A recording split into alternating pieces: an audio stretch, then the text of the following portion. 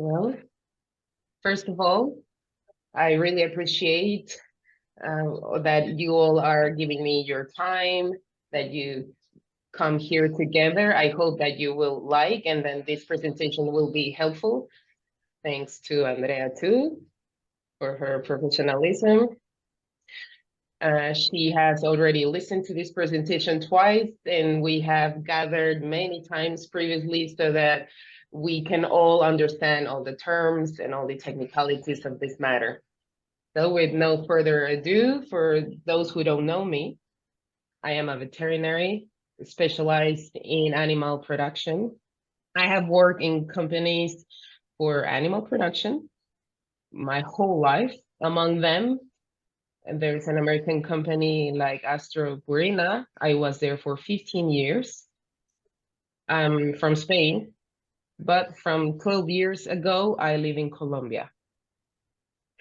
The past 15 years, I have dedicated my professional life to biosecurity matters in farms, mainly poultry farming and also pig farming, designing protocols for sanitation, and especially in those areas where I specialize the most, which is treatment protocols for waters, both physical and chemicals, and also at a microbiological level. I have been working at BBZIX for a while as export line manager for Latin America. This is a Spanish company dedicated for biocide and acidifiers products. From 2021, this company belongs to RAM Technology. The line from 6 products are focused for the animal product, and we can divide them into 3 different groups. Products for water treatment, which is mainly with hydrogen peroxide. Products for cleaning and sanitization, like cleansers, liquid cleaner, also powder or in fungi form. And also acidifiers, which is the main subject that we will discuss today. So with no much further ado, I will share my screen.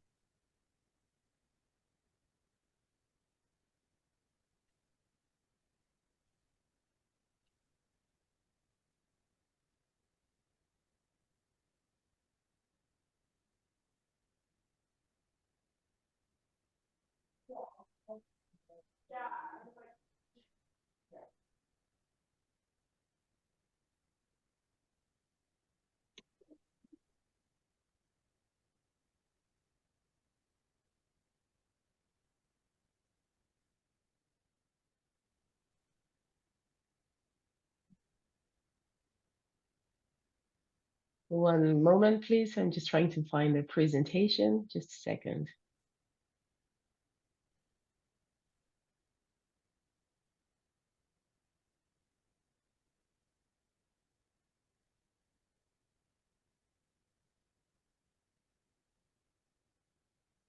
Okay.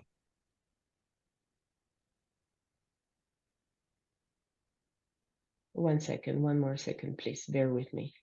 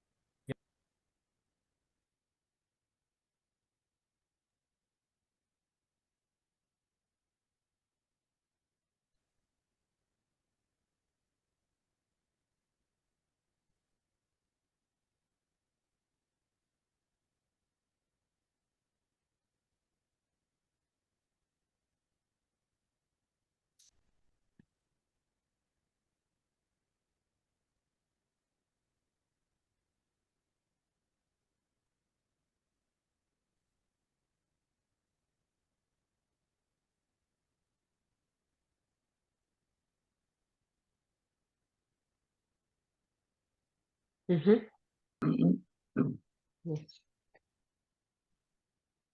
Finally, okay, thank you. Okay, so let's talk about what is acidification when it comes to animal products, animal production. Let's say that the main objectives of this discussion is to talk about first about the basic concepts of acidification, what are acids, what is pH, pKa, and then the objectives, the purpose of acidifying.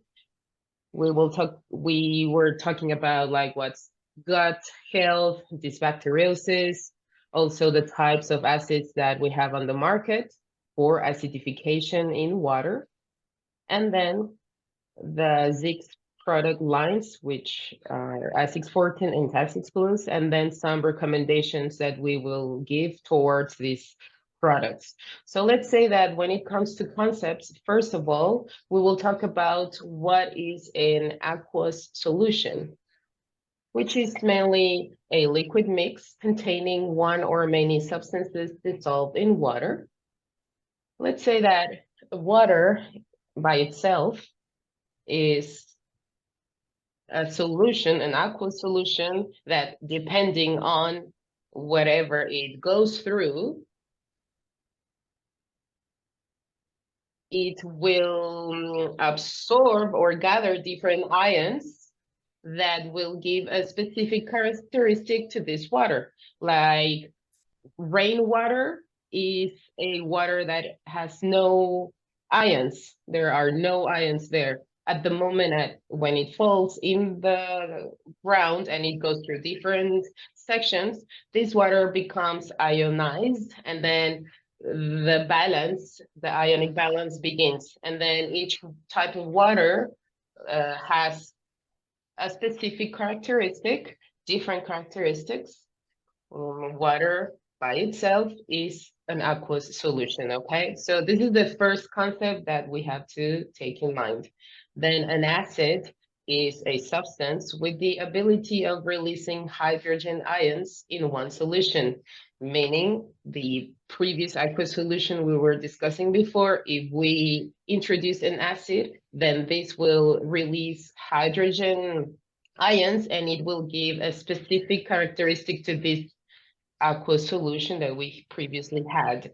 And then basic is the right term. It's a substance with the ability to dissociating hydroxide ions in one solution so that it can give more basicity to this aqueous solution. So these are important concepts so that we can understand the main concept of acidification. So how do we measure acidification or the basicity in an aqueous solution? We do it through the pH. So pH is the hydrogen potential that a solution may have. It's a measure to measure the acidity or the basicity. 1 second. My battery was dying, sorry. And then it is expressed through a formula so that we can give a specific scale to the acidity and that we can better understand the levels of a specific solution. So the scale goes from 0 to 14, being 7, the neutral feature.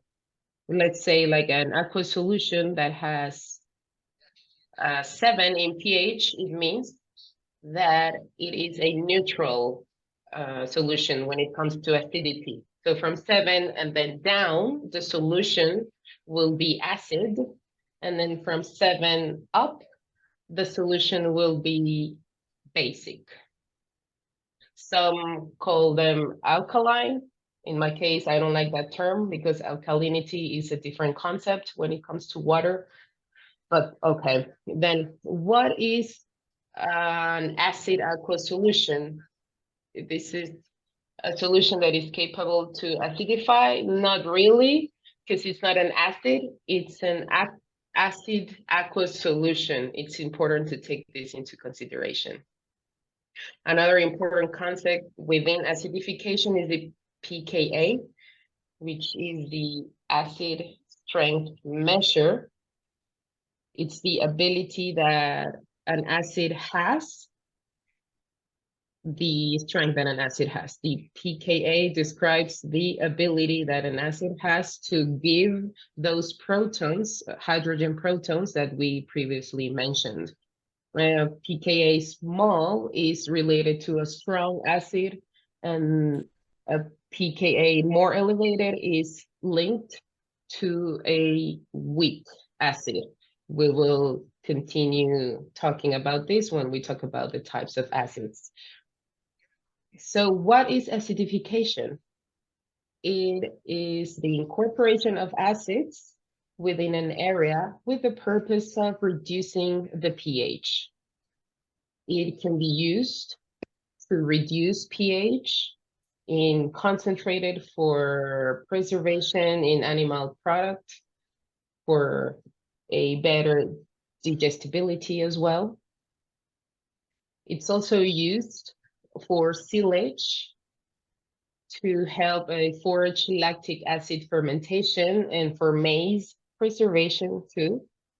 And also it is used for water with the purpose of correcting the excess on pH and also to supplement at an acid level the stomach for a better proteolysis. I will go deeper into that. And then for a better gut action to control pathogenic bacteria. It's important to determine that an acidification is not a biocide treatment. It's very important to consider this. So what it's important for us today is the acidification in water. So the purpose is to decrease the pH in this aqueous solution. It has two main purposes. The first one of psychochemical correction to improve the synergies with chlorine and peroxide, and also to give a better support to digestion. And the other purpose is as a prebiotic or gut function to balance the microbiota in the gut and to boost the immune system.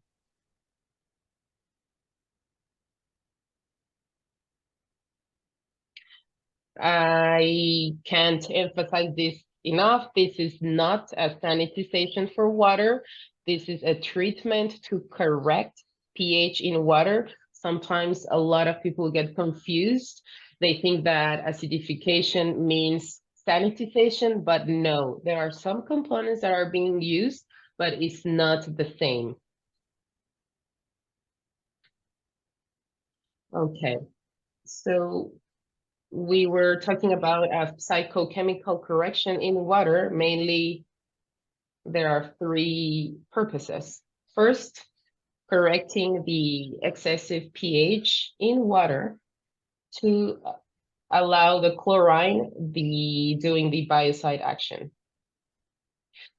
Chlorine, which is the main actor for water sanitization, at least in Latin America and Europe. I don't know if in the US and Canada is the same, but chlorine in calcium form, which comes in paste or in pills, and there's another form in liquid. This is a dependent pH. It means that when we dissolve the chlorine in an aqueous solution whose pH is superior than 7, the dissociation of the acid that will have the biocide effect will not be produced. So in order that the chlorine may have a biocide action and to have a good dissociation, it is necessary that the aqueous solution is at an optimal pH level. It should be below 6.5. So when we're working with chlorine to sanitize water, we should control the pH a lot so that this has lower levels than 6.5. This is very important. If we use the hydrogen peroxide, that is not a dependent pH. Like, for example, the Huasan, that I think you use that, they have biocide treatment with water, with acid waters and alkaline water. What happens is that it has been proven that there is much more effectiveness with lower pH than with higher pH, even if the pH is not dependent.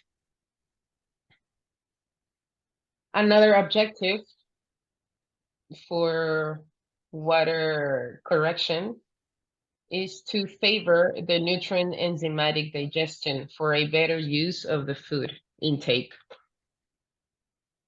So what makes the acidification is to increase the digestibility of the pancreatic enzymes.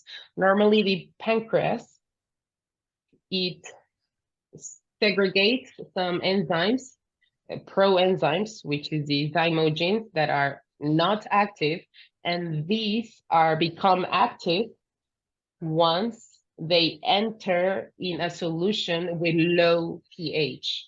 So the action that the gut or the stomach will have once the acid is released, it will lower the pH of the food. And then on this moment, the enzymes will become active. So the pancreas, what it does, it segregates the trypsinogenate. Once it finds an acid environment, it becomes a trypsin, which has the enzymatic effect. So the proteins transform into polypeptides, and then these become to amino acids so that we can get a proper absorption. So this is very important in pigs because the stomach of the pig, once they on the weaning phases, post-weaning phases, it is not completely developed, the stomach. So as you know, the stomach segregates the acid chlorhydric and it carries the food with a lower pH. If the development is not completed or appropriate, there is not enough acid segregation. So the pH, the proper pH is not reached so that the enzymes can become active.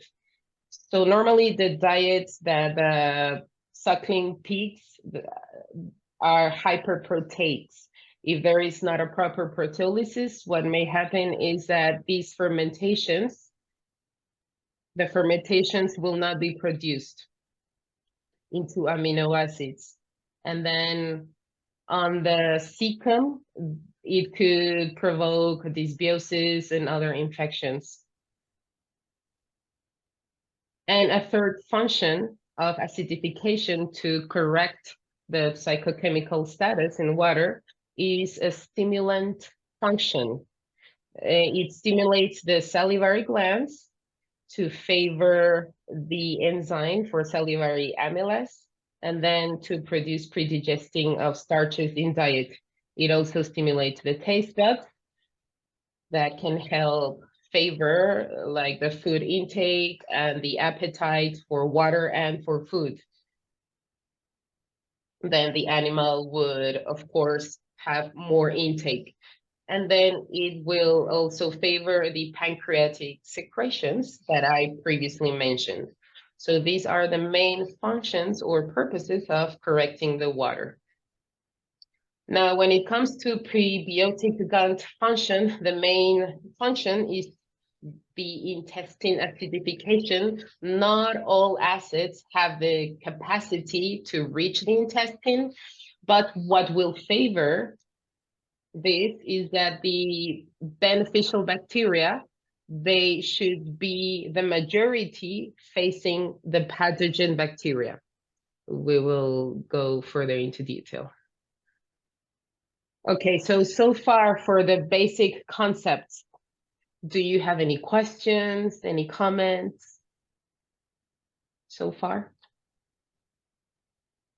No. Only that we never ever deal with chlorine, period.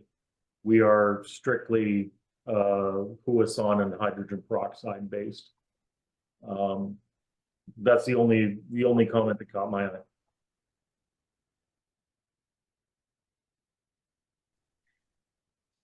Yes, I know. A lot of clients use chlorine, so a lot of times this is a way to explain the client how acidification works. Yeah, okay.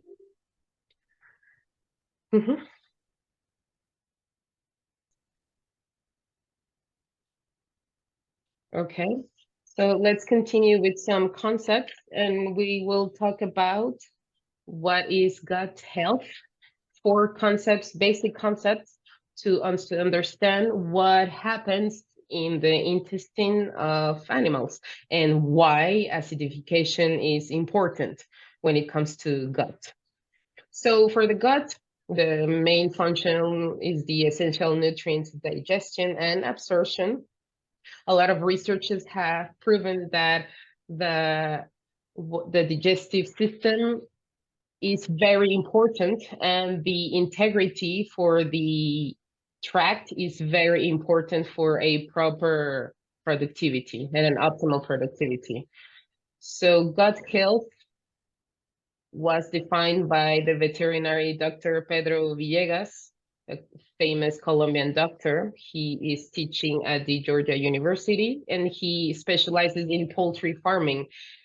In 5 points, he summarized what is gut health, which is proper food digestion and absorption, when there is lack of sickness and gastrointestinal imbalances, when normal and stable intestinal microflora exists, and when there is an efficient immune status, and of course, when there is a state of well-being among the animals in general.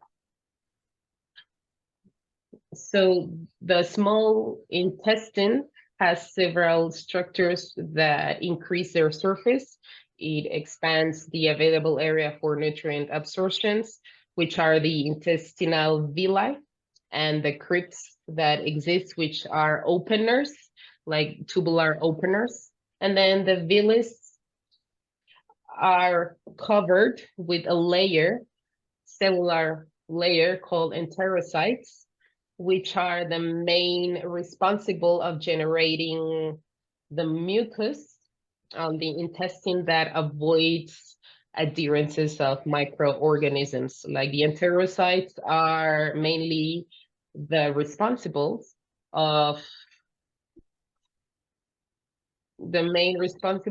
for the immune response, because they avoid that the pathogenic bacteria adhere to it, and then it avoids further damages.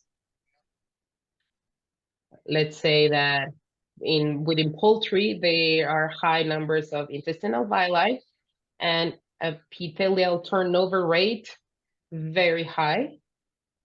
The inflammatory response is very quick, meaning that in less than 20 hours, there can be a response to an alteration when it comes to the gut balance, compared to other mammals that they take 3 to 4 days in having a response. On this chart, the intestinal tract in poultry is very quick. We can see on the different tracts, the different sections, how the pH changes within the intestine. This is also important to take into consideration when we are applying the concepts of acidification.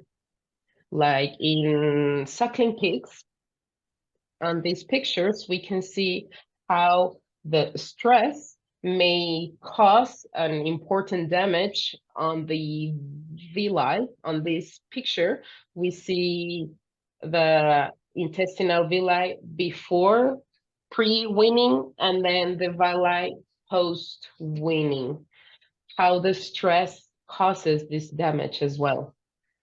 In pigs also, the gastrointestinal tract has a high number of microorganisms.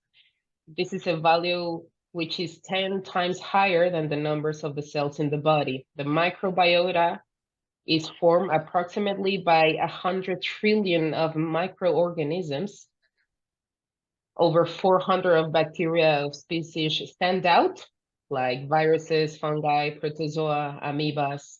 It's an amount of microorganisms enormous, and they make different communities, but all of them in balance, they give place or they allow to have a proper digestion, a proper immune function. In pig, it's important also to stand out that microflora must be adapted and balanced every time. Like in the stomach, we can see that the streptococcus stand out, the lactobacilli, Escherichia coli, and then on the small intestine, the bacteria we find is streptococcus, lactobacilli, Escherichia coli, and then on the cecum, we see other bacteria. So these are the ones that stand out the most. And other studies reveal that it takes between 2 to 3 weeks to reach the balance, the functional balance of the microbiota in the gut. Also, this is important. If we use excessive amounts of antibiotics, it can destroy completely the intestinal microflora. So if it takes from 2 to 3 weeks to recover, then it means 2 to 3 weeks that it will take. Okay, the production will be delayed because of these 2 or 3 weeks that you had in pause trying to recover all the nutrients. In poultry, it's the same. The intestinal microflora is very important when it comes to immunity, sanitation, nutrients absorption. Like, for example, the gizzard is made with different bacteria as well, and gradually they changes on the following days into facultative anaerobics or anaerobics bacteria. In the small intestine, the lactobacilli stand out, and micro anaerobic organisms like Clostridium and Bacteroides. The total number of bacteria is lower than the gizzard or the cecum. On the cecum, what stands out is the anaerobic bacteria and also high count of bacteroids and eubacteriums. Also important to stand out that the microbial ecosystem stabilization takes approximately 2 weeks to be produced, but in the cecum, it takes even longer to reach the balance. Definitely the main functions on the gut microbiota, we could summarize into 5 points. First, the nutrients production and absorption, mainly vitamins and minerals bioavailability. This is important, especially in poultry, for the calcium bioavailability that goes in the food. Also, nutrition and metabolism, because it helps the carbohydrates fermentation. Please remember that the main diets in both poultry and pigs are made with cereals, with food chains of big carbohydrates. Also, it has a protection function. It's important that the beneficial bacteria stand over the pathogenic bacteria because of the competitive exclusivity. Also, it is proven that the immune system regulation, the cells within it, nearly 80% of them are present in the intestine. Also, this microbiota is the one that produces the natural antigens that allow us to give a fast immune response and to properly manage the pathogen invasion. Now let's talk about dysbiosis or dysbacteriosis, which is a change in the non-pathogenic gut bacteria number. Please let's not confuse this with an infection. Dysbiosis is not an infection. It's an unbalance of the microbiota in the gut. Dysbacteriosis may cause infections, yes, and also infections may cause dysbacteriosis, yes. So many times the mistake is made where some symptoms are presentance of diarrhea, for example, and quickly the producer gives antibiotics, which is this is a big mistake, because what he is doing is eliminating both pathogenic bacteria, but also beneficial bacteria. And then with what I said before, what takes longer to recover is the beneficial bacteria. So it's very important to determine first if we have an infection or if we have a dysbiosis. Through the acidification, we can prevent, of course, these two situations. Like, for example, an excessive bacterial growth within the small intestine can significantly depress the digestibility in chicken. All other studies have proven that infected chicken with coccidiosis have larger number of Clostridium colonies and a smaller number of Bifidus and Lactobacilli colonies. And then they cause this dysbiosis that we were mentioning before. Also important to mention and to determine that bacteria are generally microorganisms that are neutral. They grow better in neutral pH or pH closer to 7. There are other bacteria that grow in a more acid environment, or other alkaline bacteria that grow in a higher pH, like 10, 10.5. Like in this chart, we can see that the acidophile bacteria move from 1 to 5 pH. And here is where we can find the Lactobacilli and Bifidus. The neutrophile bacteria, which are normally the pathogenic bacteria, where we can find Escherichia coli, Salmonella, and then the alkalophile bacteria, they move in high pH. They would be classified like for example, the Clostridiums. It's very important to determine this, because in here we can see how the balance in the intestine is very important with maintaining the proper balance. If in the intestine we have a very high pH, what will happen? That the neutrophile or acidophile bacteria will be developed versus the beneficial bacteria. So this is when it comes to gut health. Do you have any questions or comments so far?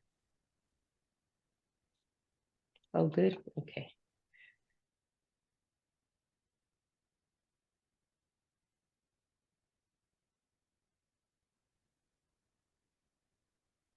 Okay, so let's continue. We were discussing also this before, the types of acidifiers that we have in the market. Acidifiers can be categorized into inorganic, like phosphoric or orthophosphoric, which is the same, nitric, sulfuric, fluorohydric. These are inorganic acids characterized because they have no carbon atom in their formation. But the majority of acids are organics. These organic acids, like the ones that we have here on the formula, are characterized because they have a carboxylic group, which is the COOH, and a radical made by carbohydrates. Depending on the amount of number or group CH3, it will be an acid with short chain, medium chain, or longer chain. Within the organic acids, we have the formic, acetic, propionic, lactic. I mean, we have hundreds of organic acids. The more carbohydrates we have, then the more classifications we have. Like main characteristics for inorganic acids are strong acids, as they have a great tendency to giving a proton, the hydrogen proton, which is the one that acidifies the environment. Normally, they are completely dissociated in one solution. Like when you have a solution, you add 1 mole of acid chlorhydric, they will give 1 molecule of protons in one solution. Like we said before, they have a pKa low, which is a synonym of strong acid. And then they have a quick dissociating, much more corrosive than the organic ones. They are a strong descaling, especially to eliminate calcium and magnesium from surfaces. These are acids that once dissolved in water, they will only reach the first 3 sections of the digestive tract. Like at the farthest, they will reach the stomach or the gizzard in poultry. They do not have an intracellular bacteriostatic effect. They do have an extracellular effect. They do not provide energy. They don't produce biofilm, and they do not give flavor to water. But on the other hand, organic acids, they have a higher pKa, which indicates that these are weaker acids, meaning they have a slower dissociation, and they do not have a total dissociation. Important to take this into consideration. They provide energy, yes. They are less corrosive and less descaling. They do not have an intracellular bacterius. They do have an intracellular bacteriostatic, but they are not biocides. They do give flavor to water, and they do produce biofilm. Well, the biofilm, I think you know what that is. It generates, it's a layer that generates microorganisms to protect themselves or to nutrient themselves, and this layer is made mainly by carbon and hydrogen. Once the organic acid releases the hydrogen proton, what does it happen? It leaves a residual of carbon and hydrogen that creates like nourishment for biofilm. So when we use organic acids in water, it will help with the production of biofilm. These acids, like I said before, they have the capacity to reach the intestine, unlike the inorganic ones. Why? Because they are not completely dissociated.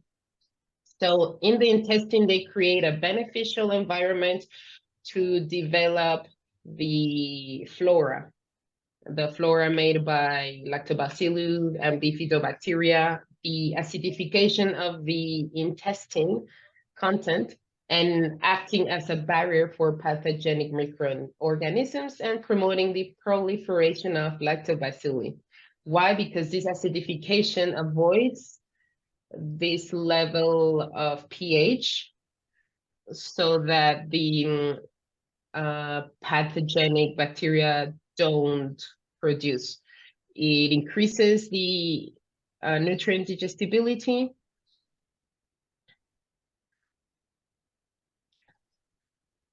And it also favors a proper state of the intestinal villi.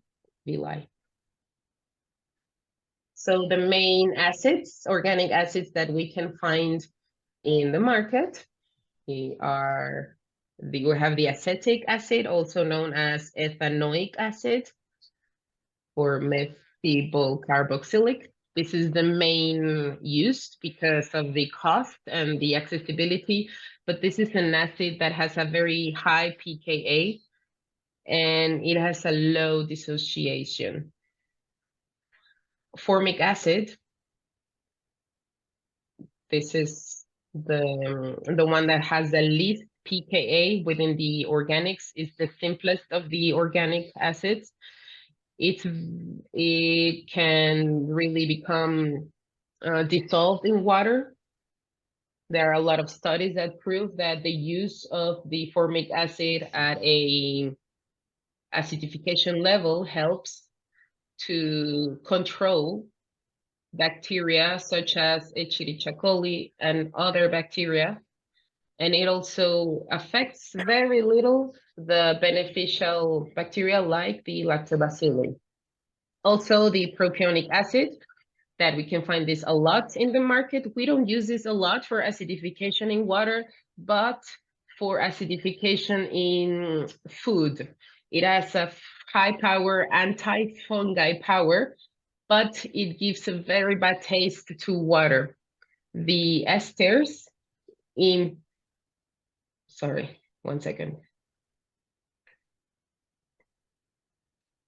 Okay, the butyric acid is an excellent acid for intestinal health.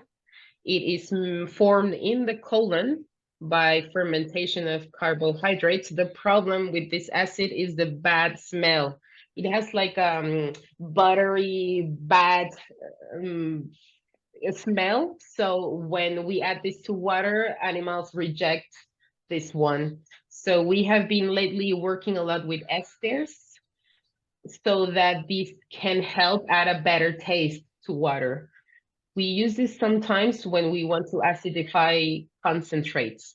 Then we have the lactic acid. This has the best taste for animals. We use this a lot to regulate the acidity in foods.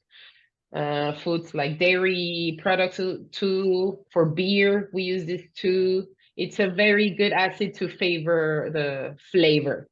And then another acid is the sorbic acid and citric acid. These both ones are solid acids. The previous acids we mentioned are solid. The sorbic acid is one of the most anti-fungi we have, and the citric acid is the one that we can find in citric fruits. It is one of the best conservators for food. In water, we use this very few because the cost is quite elevated. But then what is very clear, and we have studies that back this up, is that the combination of organic acids to add into water is much more effective for intestinal health than using one just single acid by itself. Okay, then we have here a chart that shows the different pKa's, how the acid strength. So with lower pKa, they will have a stronger strength or strength. For example, the formic acid that has one of the lowest pKa's. Then also, if we go down on the formiate ammonium, the propionate ammonium, it has 81.3%. And then an inorganic acid like orthophosphoric, please check the pKa so low. So this means that this is a very strong acid, the orthophosphoric.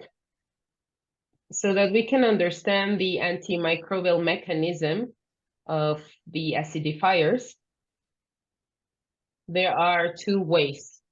One is extracellular and the other intracellular, specific to the form not dissociated. The dissociated form is highly polar, and therefore it does not go through the bacteria plasma membrane. But the non-dissociated form does go through it easily.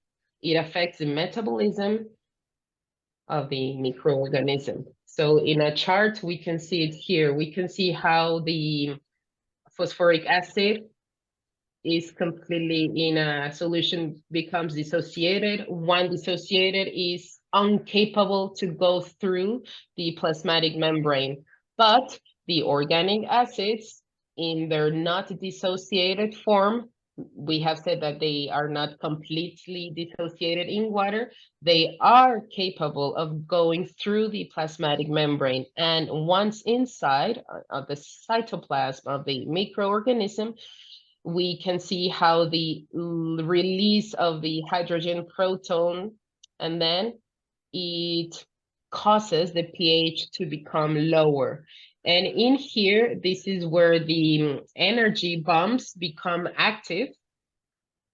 They need a lot of energy so that they can release this hydrogen proton and therefore maintain with energy. With a high energy consumption, it can stop the bacteria growth, and then it can cause respiratory difficulty by enzymatic inhibition, and then the reduction of internal pH involves other mechanisms such as glycolysis inhibition. When we say the acidifiers, we say that they are bacteriostatic but not bacteriocytes, because they reduce the proliferation of microorganisms, but it doesn't kill them completely. So to differentiate organic acids versus inorganic acids, we can see some differences here. Like, for instance, organic acids, to acidify water, they need a greater dosage, but with inorganic acids, with very few dosage, we can reach a proper acidification level. Why? Because the organic ones are weaker, and then the organic ones are stronger, and they have lower pKa. Organic acids, like we said, as they are not completely dissociated, they have the capacity to reach the intestine, whereas the inorganic, they only reach up to the stomach, to the first intestinal tract. Okay, the organic ones, they do provide energy, and then the organic ones, they don't. The organic provide flavor to water, whereas the inorganic ones don't. They are bacteriostatic within the bacteria, whereas the inorganic are only bacteriostatic at an extracellular level. Organic acids help to produce biofilm, and then we can see that the inorganic ones, they don't. None of them are able to eliminate biofilm. In many farms, I have seen how they have tried to treat biofilms through acids, whether they are organic or inorganic. This is a big mistake. Biofilm will not be eliminated through acids. The acids can remove calcium depositions like mineral, but not the biofilm, like magnesium or calcium. So just to repeat and make sure, we cannot treat biofilm with acids. Okay, so once we saw all the concepts when it comes to acidification, now again, I ask you, do you have any questions, any comments?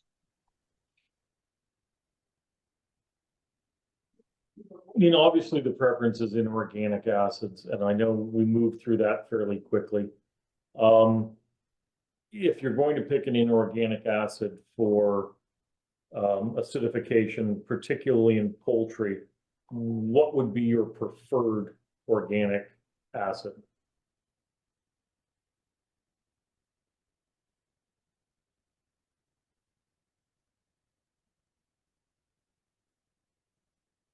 Okay, so yes, with that question, I will present some line of inorganic and organic acids in six.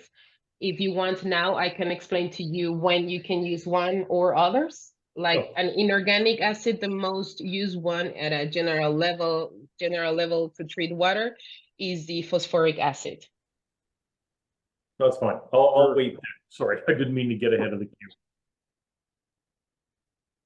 One aspect that we do need to look at, and we see it quite often, is gelling in the line when they're using an acid and peroxide base. I'm sorry, Jim, can you please repeat your question one more time? More of a point as we move forward here. We quite often see gelling, congealing in the line when there is acid present and we add huisan to that line. Is it a reaction because of organic or inorganic acid?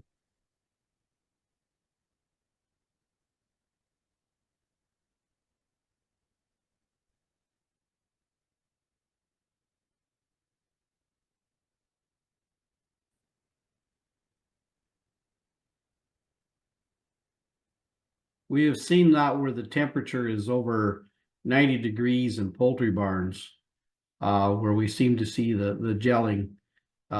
If the temperature is down lower, it isn't as big a problem, but and of course we don't recommend our producers run acid all the time anyways. They only run it as they need to combat things like coccidiosis and so on. So and mostly what's recommended here in Ontario is the organic acid. That seems to be what, and because we deal with a lot of organic producers, that's why they run the product. And of course, the huisan is what they're using as their disinfectant, not chlorine. We have nothing to do with chlorine, and yeah, we strictly work with huisan.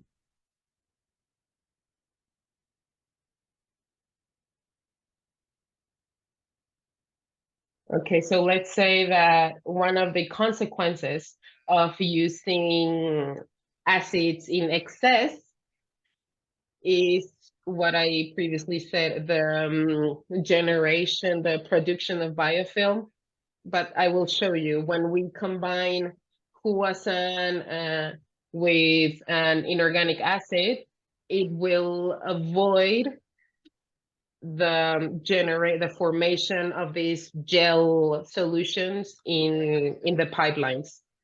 But we will see now the use of inorganic acids and organic ones adapted to the products that we already have in our 6 line.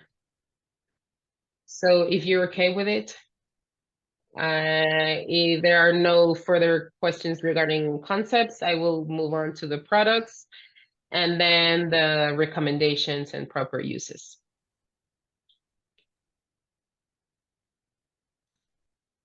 So within the 6 line, we have 2 types of acids, which is the Azix Plus.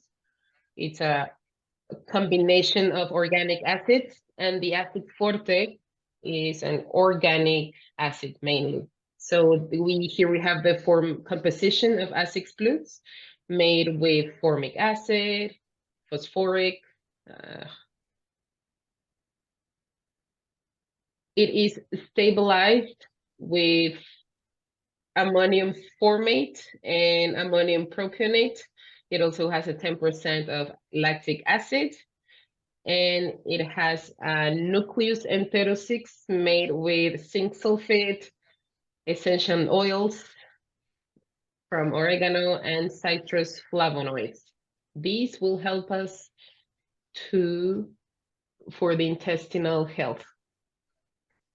The dosage, recommended dosage for this combination of organic acids go from 250 to 400 centimeters per 1,000 liter of waters, approximately 1 point of pH per 100 cc. Depending on the quality of the water, of course, like for instance, water with high levels of alkalinity or especially high levels of hardness may interfere in the acidification. So that's why it's important to know where the water is coming from so that we can know the proper dosage.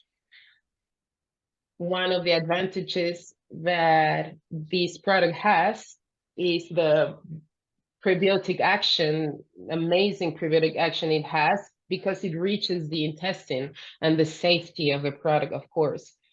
It lowers the pH little by little, and in the picture you can see where the finger is being introduced in the acid, and there is like no itchy cause or burning cause. It's a very safe product.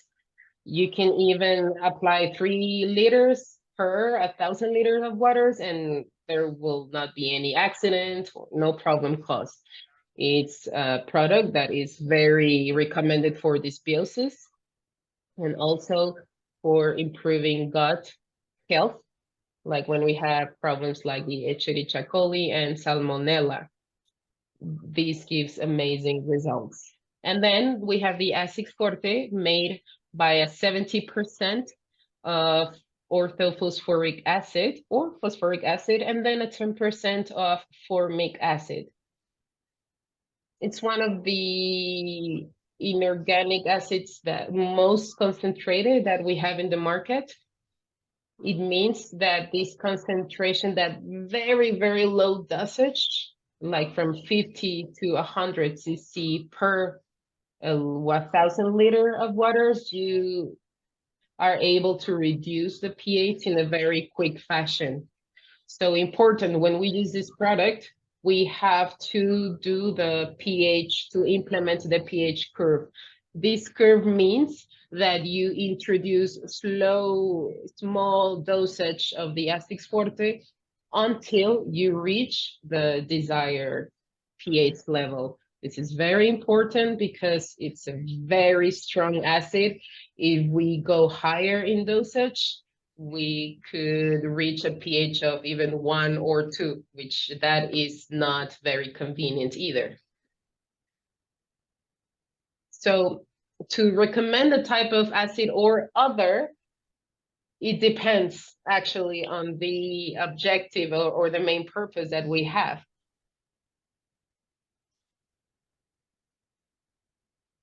For instance, if what we have is simply a correction, a physical-chemical correction in water, then we would work with the Azix Forte, which is an inorganic acid.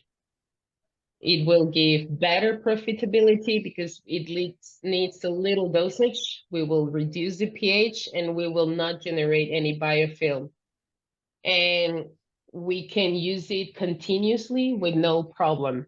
It's important to note and remember that we have to pay mind to the cure of pH, but it will provide the optimal cost benefit. Yes. For clients that use chlorine and they don't want to use the Huasan, this is a way where you can enter in production because you will favor the action of the biocide, like I explained before. And it can be perfectly combined with Huasan in parallel. And they can both be applied in a simultaneous way in case you need to lower the pH of the water, and so that you can sanitize the water through the Huasan with no problem. And then if our purpose is another one, like gut health, improving gut health, in here, we will always recommend the Azix Plus, which is a combination of organic acids. We will always associate it with a biocide treatment with the ability of eliminating biofilm, like a hydrogen peroxide. And in here, the dosage is much more important than the resulting pH. What would be the right dosage to treat the animal instead of the water pH? So the recommendation, if we use this in a continuous manner, we have to work with high dosage of huasan to avoid the generation of biofilm. Normally, we recommend working through pulses, meaning you can use 3 to 4 days and then a break of 3 to 4 days. It has been proven that the prebiotic effect period extends over time. When you use it, you can use it in stressful moments, in post-weaning, when you are transporting, when you are changing the food, in vaccinations. Also, we recommend to apply it as close to the animals as possible because the benefits will be better absorbed. If you use high dosages, sooner or later, you will see those gel formations that you were discussing previously. So, one second, let me ask him to repeat that portion, 1 second.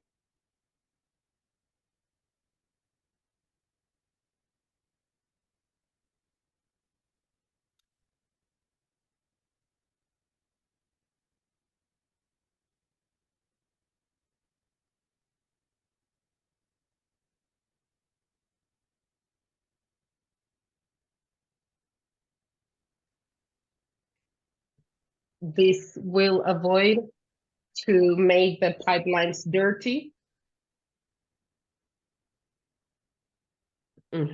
So this product will help you avoid the creation of the gels that you were mentioning previously.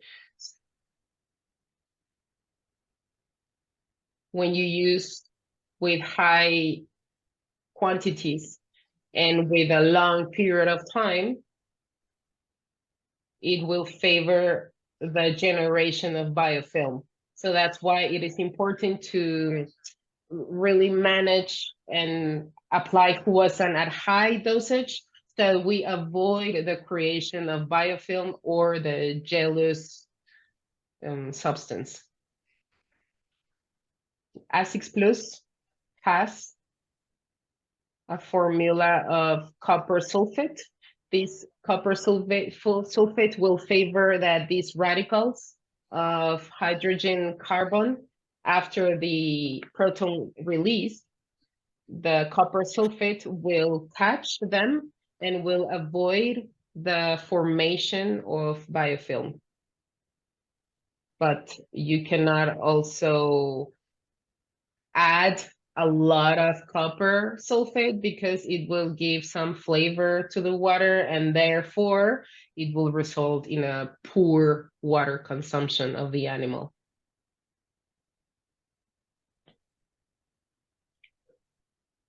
Okay, so Azix Plus, different acids are combined and with their different pKa. This makes that the dissociation happens in different tracts of the gastrointestinal process.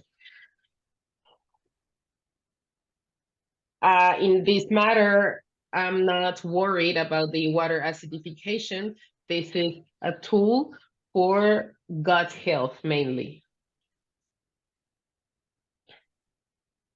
For example, in here, in a gastrointestinal tract, in a bird, in a chicken, we can see the different levels of pH throughout the tract. Like, for example, the inorganic acids will act on this first level, favoring, like we were saying, the proteolysis of proteins. Then the inorganic acids will be able to go through this barrier of the stomach and the gizzards and then they will reach the duodenum and jejunum. Here, the citroflavonoids and essential oils will have an important effect at the ileum level, and then prebiotics and probiotics, they will have a stronger effect at the colon and cecum effect level, sorry. So this combination of acids, organic acids, that's why it's important with their different pKa, so that the dissociation occurs throughout the different levels of the gastrointestinal tract. So when it comes to recommendations of Azix Plus, for example, in pig, what we recommend in suckling pigs, like we said before, their stomach is not completely developed. And here, if we add an acid, an organic acid, it will help them to improve their digestion and to improve the microbiota, and therefore to have a balance as soon as possible. We can also use it the first 2 weeks when they go from post-weaning to feedlot. Also when there is a stressful moment, and in sows with genitourinary infections, we would use it temporarily, maybe 3 to 5 days, or in sows with kidney stones. Again, this will also be in pulses like 3-4 days. For poultry, it's recommended to use it in pulses because it's proven that it improves the conversion.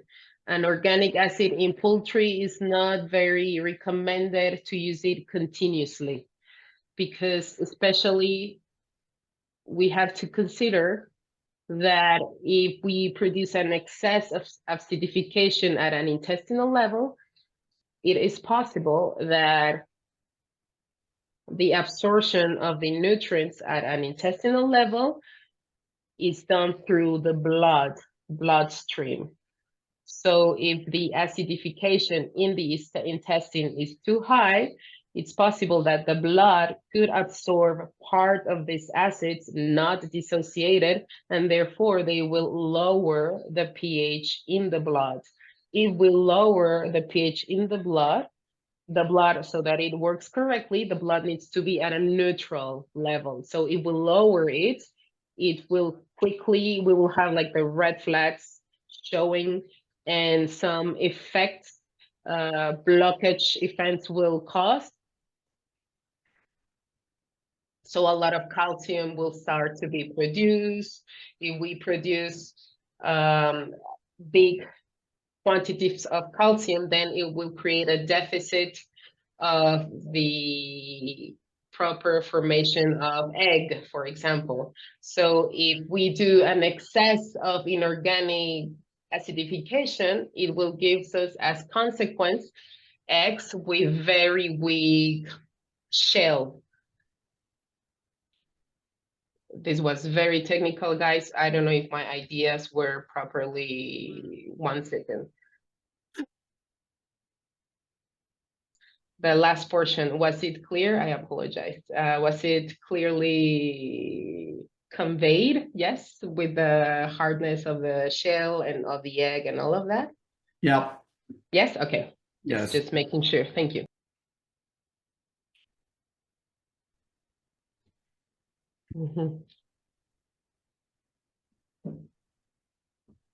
Okay, so the dosage for the acids, both organic and inorganic, is like with 3 recommendation. We have these pumps that can allow us to mix the acidification with the sanitization with the Huasan. So acids and peroxides in a pure state, they should not be put together. They could cause explosions. So the proper way to dosing them is through a separation in the injection of at least 1 meter Once dissolved in water, there is no risk.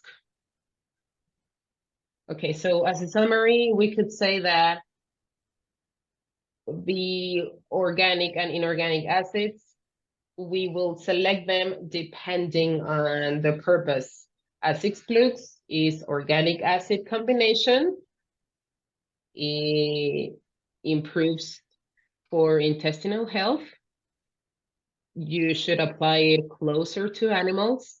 It is recommended to use it by pulses, not continuously, or if you decided to do it continuously, it should be in parallel with Huasan so that you avoid biofilm generation.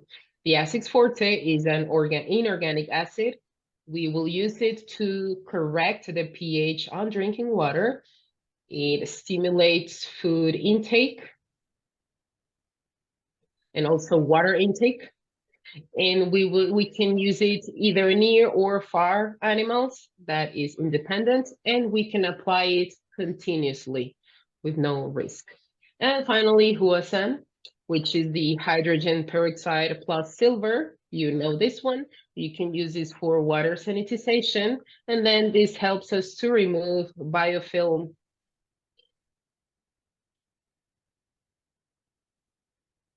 Both biocide treatments and acidifications are completely incompatible. So we can use Huasan with Azix Plus or Azix Forte in a continuous manner and with no risk. In some programs, we have used Huasan and Azix Forte continuously, and even we have used Azix Plus in pulses in a parallel way with the use of the other two to improve conditions in the health of the gut. All right, there are a series of factors involved we have to take into consideration when we do our recommendations. And of course, it depends on the circumstances of each farm. We have to consider the water quality at the entrance, the drinking water. We have to consider the pH, alkalinity, and hardness. Waters that are too alkaline, the acidifier, maybe we will have to put a greater amount to reach the proper level of pH. So that's why we need to consider the characteristic of our water. Then to consider the water distribution system and tanks so that we can determine where would we install the equipments, the dosing equipments, and then to consider also the contact time, meaning the speed of the water passage, important in poultry farms. When the water consumption is too low, so then the flow is very low. So if we use high quantities of organic acid, then it will favor the radical of the carboxylics so that we can generate more biofilm. Also consider what is the problem in the farm, if the purpose is to lower the pH or if the purpose is to improve gut health. Maybe there's a salmonellosis problem. Also the dosing system, which one are we going to use? The cost, of course, another factor to consider. Many times, some of the farms that are using organic acids, they need to use bigger quantities to reach the pH they need. And in here is where we can enter easily, because if we use a organic acid, we can reach at a low cost, we can reach the proper pH level. And especially to consider the veterinarian and or the nutritionist at the farm. How do they want to work the water? Some of them are already considering many factors like sicknesses or the pH or nourishment. So the technician will have to work with the veterinarian and nutritionist to determine which acid would be the best one to work with.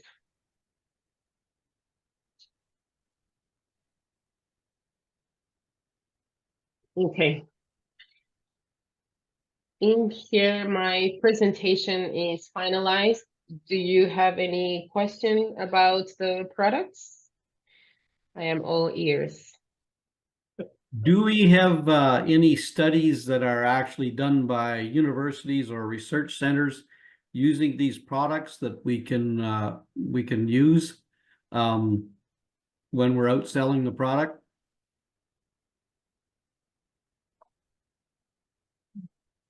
There are different studies from different acids. No, using the ZIX products.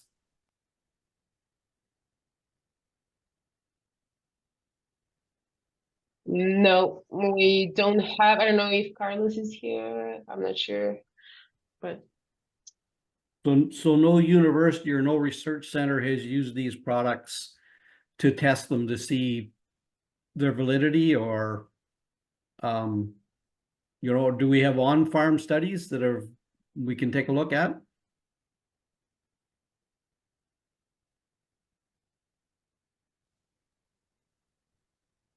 yes, we have farms that are using this. We have several. We have BR Foods.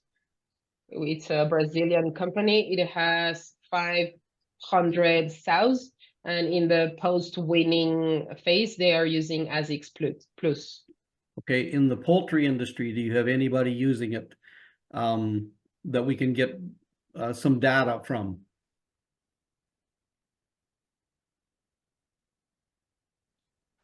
Yes, when it comes to poultry in Latin America and Spain, we do have farms that are using the product with excellent results.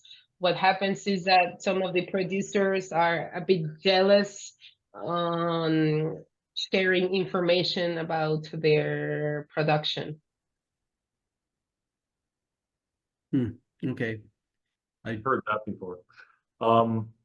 Yeah, case studies would be beneficial. I know it's kind of a shot in the dark. It's with the ZIX Plus, was it 250 to 400 cc's per 1,000 liters? Is that right? Milliliters, yeah. Yeah, okay. Milliliters, yeah. Yes, for Yeah. 1,000 liters. 1,000 liters, so 250 each 1,000 liters. Bill, what would that The I Azix. can't dredge a number up in my head for poultry water use for like 12,500 birds. How many 1,000 liters or 12,500 birds going through in a day, Bill? I can't Well, remember. when you got a flock of 24,000 birds, Yeah. they're drinking 9,000 liters of water a day. Yeah. So you take 9,000 times 250 milliliters. 9 times 250. So you're Yeah, 2.5 2.5 liters. 2.5 liters. Okay. Jordy, what do you sell this in jugs or barrels, or how do you deliver?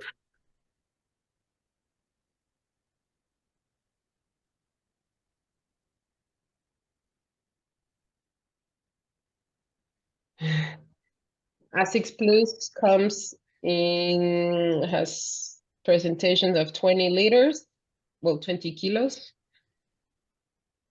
And Azix Forte, 25 kilos. jugs. Yeah, Jugs. Mhm. Yeah. I saw the actions here. Okay. Is it registered in Canada? Okay, let me ask you.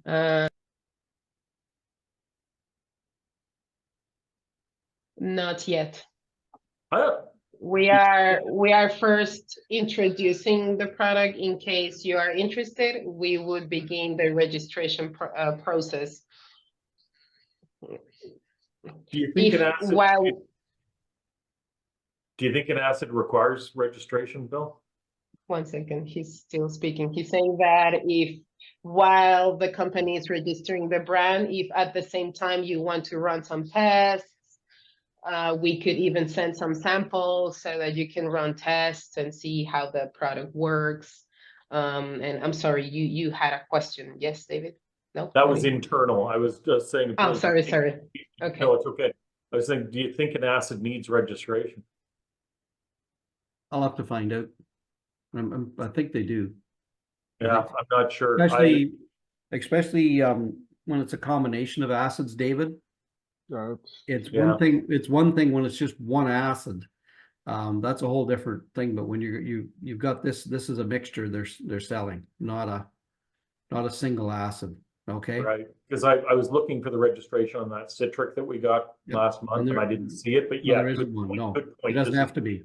But And it's got other stuff. It's got copper and other stuff in it too, Yep. so, okay. Yeah, which of the two had copper sulfate?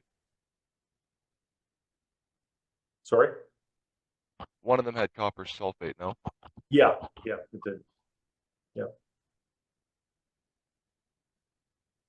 Mhm. Yes, well, we know you were discussing among you guys, but Jordi mentions the same, that some countries require some regulations, other don't. yep. He Okay. just needs to see what's Canadian regulation on this. Okay. Yes, Jordi? Makes sense. But Jordi mentions if you are interested in the products, while we start with the registration process, which is kind of long normally, through a special import agent, we can send some samples to do some testing in either university or farms so that you can see the efficiency of the products. And then you can determine if you can want to do it in Canada or the US. In reality, there are very few research at university level.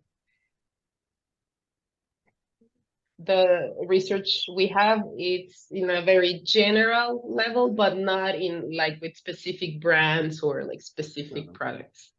Yeah. Yeah, we're fine bringing it in on a trial basis. I think it's a good idea to get some and get it out on farm and see what we can do with it, as long as we can do it on a permitted basis. So, Yeah. but certainly I understand a whole lot more about acidification that I didn't understand before, so that's very helpful.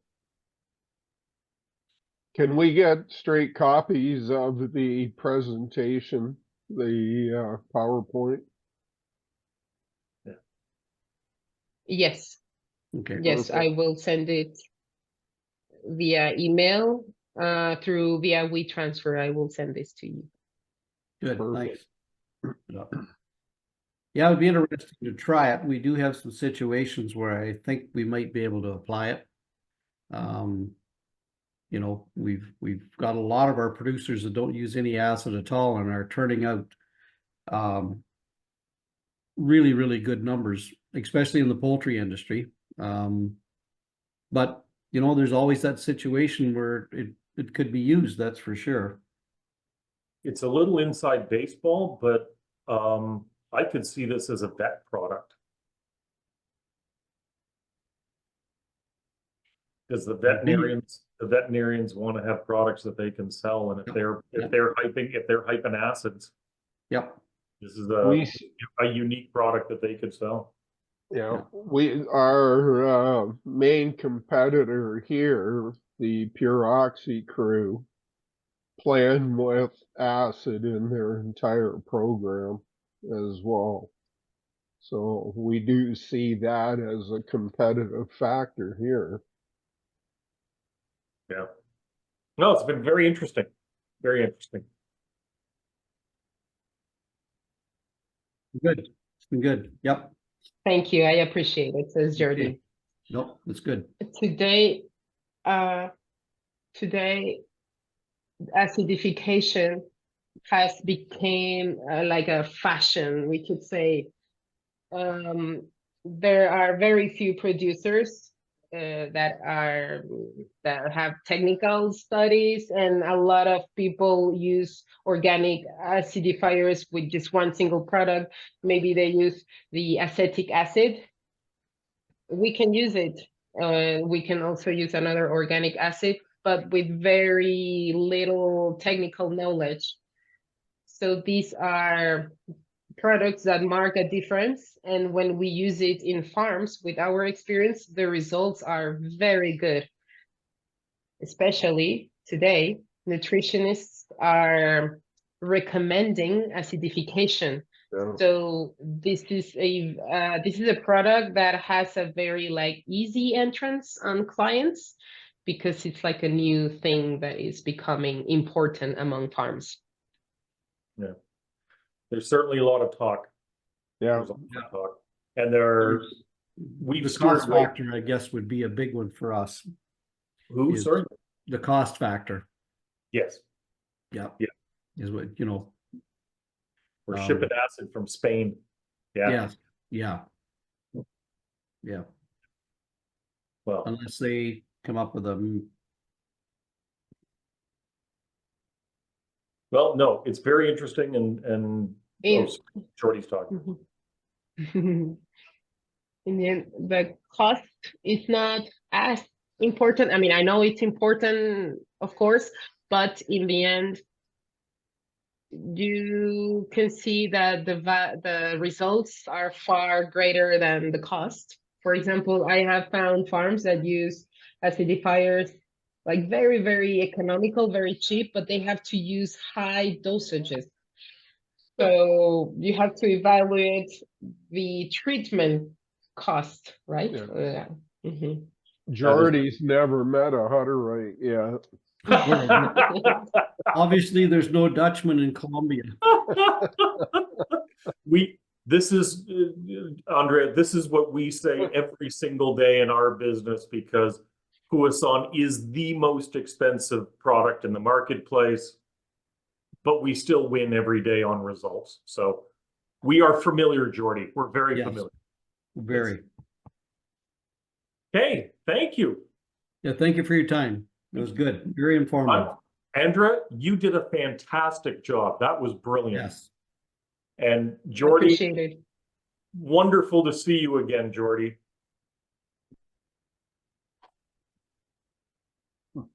Likewise, all of you. Thank you for your time. Okay, we will Thank follow up by email, and we'll arrange to get some samples in, and we'll talk about pricing, okay? Excellent. Okay. Thank you. Thank you. We'll be in touch. Thank you. Yep. Goodbye. Thanks very much.